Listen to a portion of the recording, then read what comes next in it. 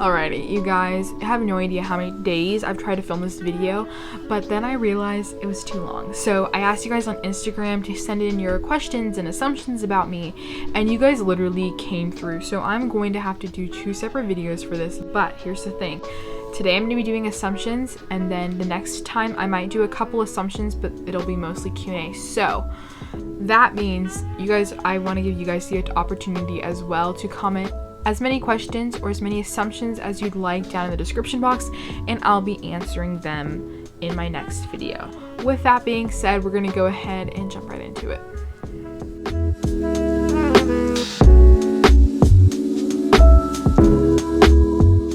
So the first assumption is you are the oldest sibling, and that would be correct. I am the oldest out of 3 siblings. I have a younger sibling named Alice who is 15. She's 15. She just turned 15. Yes, I'm really bad with ages, by the way.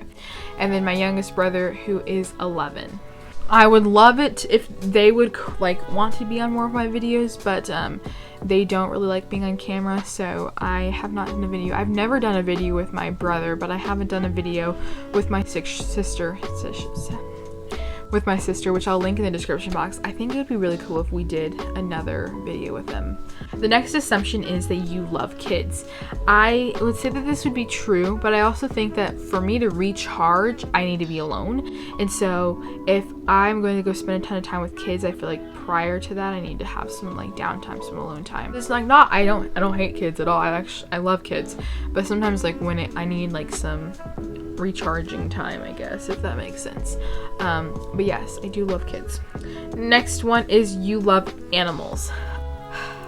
I don't hate animals, but I also, it's not like I'm an animal lover. There are people that are more of an animal lover than I am. My grandma would be one who is a part of every, I feel like she's a part of every animal humane society thing that there is out there. But yeah, she loves animals 10 times more than I do, so I wouldn't say that I'm an animal lover, but I don't also hate animals. You're not a vegetarian, right? And I think that's an assumption that I'm not vegetarian, and that would be correct. I'm not vegetarian. That question was a little confusing, or question or assumption. I couldn't tell. But the next one is you like being indoors.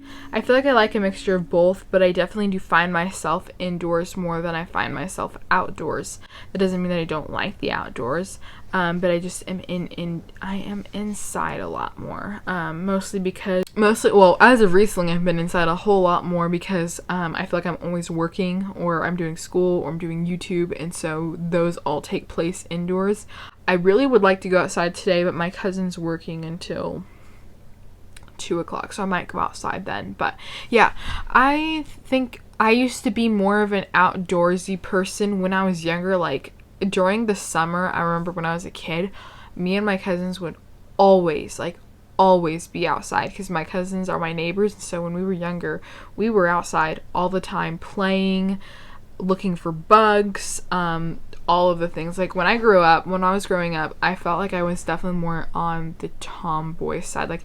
I do remember playing with dolls, but I remember being outside a whole lot more, riding bikes, playing kickball, dodgeball, baseball, basketball, football, all of the things. And I remember until I was about 14, maybe 15 is when we stopped playing those games. It's funny because with my cousins, it was whatever was in season, that's the game we were playing. So if basketball was in season, we were playing basketball. If football was in season, when we got old enough to learn how to play football better, we would be playing flag football. When it was baseball season, we'd be playing baseball. And I know when things are in season because of that. Baseball is in the springtime, football starts in the fall, goes till February. Basketball starts in fall. I can't think of February. See, it can go but I feel like I know the most part. That was a really long answer to that question. The next one is you don't lose your temper easily.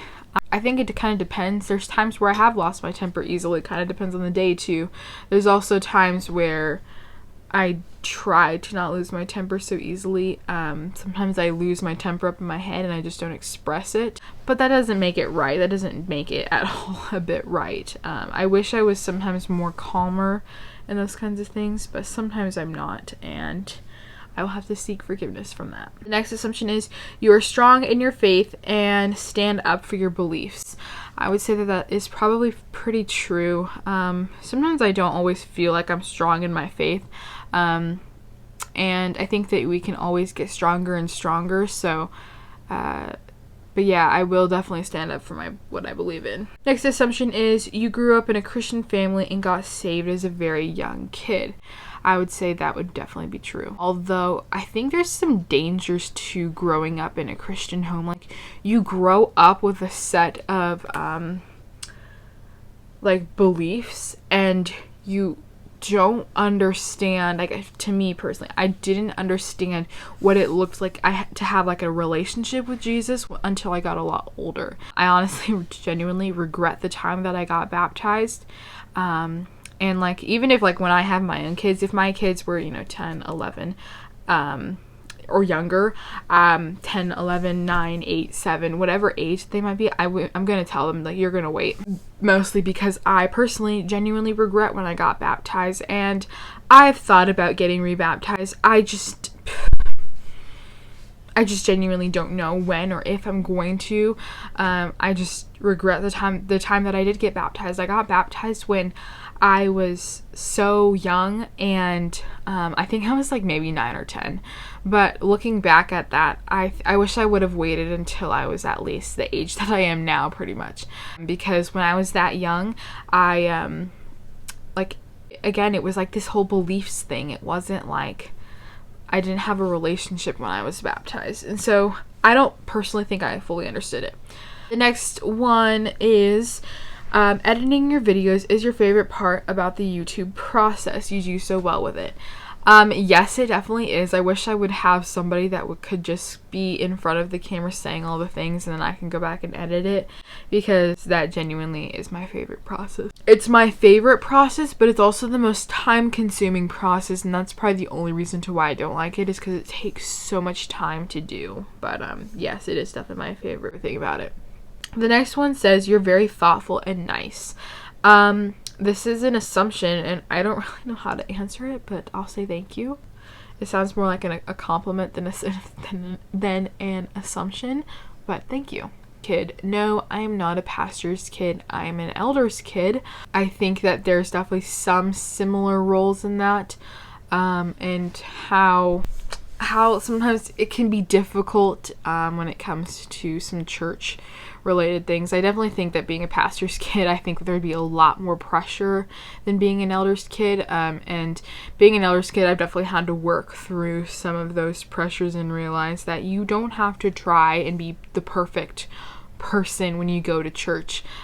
Church isn't for the people that are perfect and amazing. It's for the people that are truly need help and that are messed up, basically. So yes, I am an elder's kid. I've always wanted to make a video like talking to the elder's kid or talking to the pastor's kid, because it can definitely be a very stressful, I don't think scary is the right word, but like it can definitely be a hard place to be in. Like, you kind of have a lot of pressure on you a lot of the time, and it's definitely something that you have to kind of work through. So it's definitely not the easiest thing in the world. I definitely can relate to those of you that might be pastors or elders kids. Comment down below if you are pastors or an elders kid, because I'm just curious to know if any of my subscribers are. It's not, I think when you are either a pastor's or elder's kid, it makes it difficult, because it's like you kind of feel like you have to put on this like fake outward appearance of making sure that everything's okay. Like, you feel like sometimes you can't have anything going on like in your life. Like, if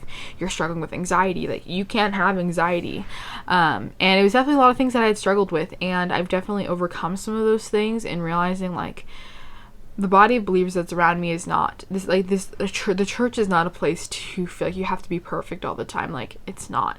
And it definitely took a long time to get over that. But anyways, that's that for that question. Sorry it took so long. The next one is you're loyal. You seem like the stick it by someone's side through thick and thin type. That was a mouthful. I would say yes.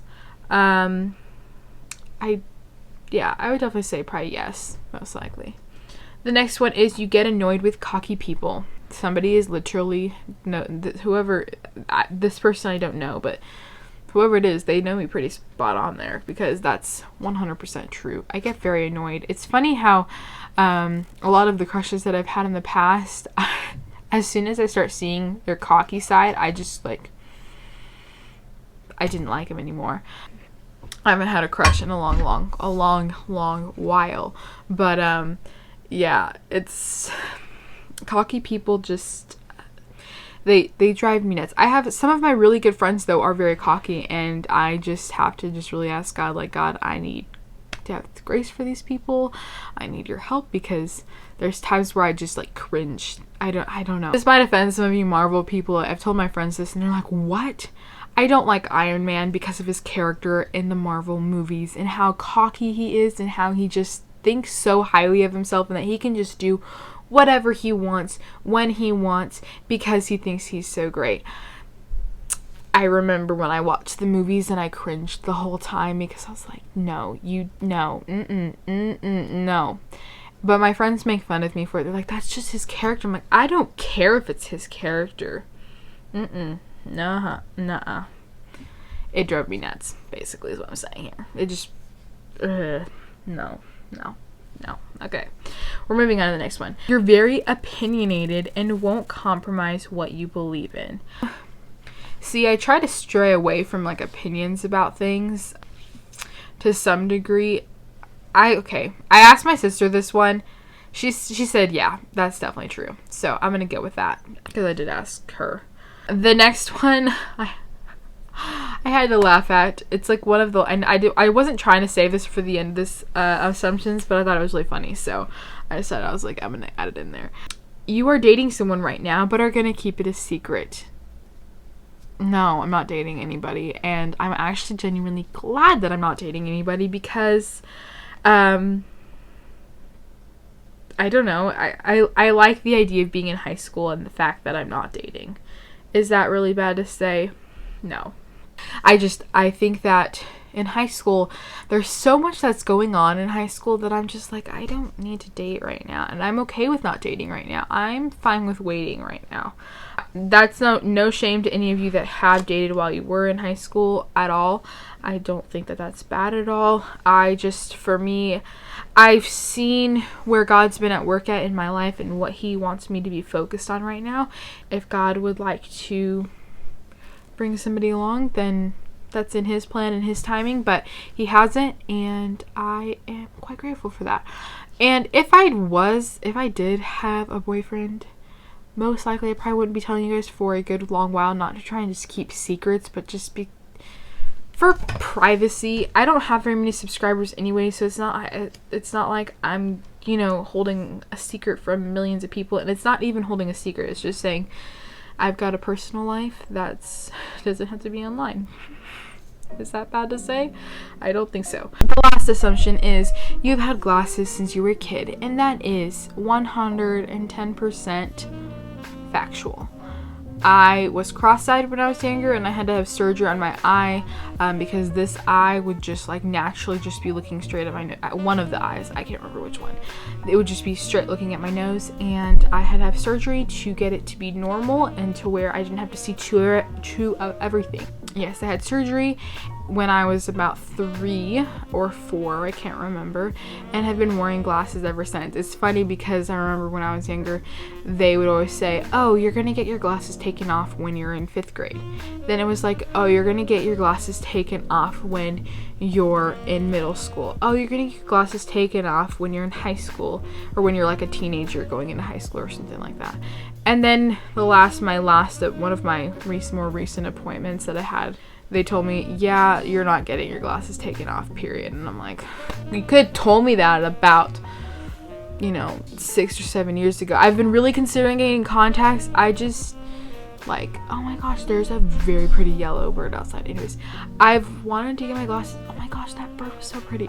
I've wanted to get my glasses taken off, but I just feel like I look really weird without my glasses. I don't know. I've always thought, I just look a lot older. I remember I've had people tell me that I look like I'm in my 40s or 50s without my glasses, and I'm like, okay, fine, I won't get glasses. So Yes, but with that being said, those are all the assumptions for today. Comment down below if you have any questions or assumptions, and I'll be answering them in my next video. So with that being said, I hope that you guys all have an amazing week, and I'll catch you guys all in my next one. Bye guys.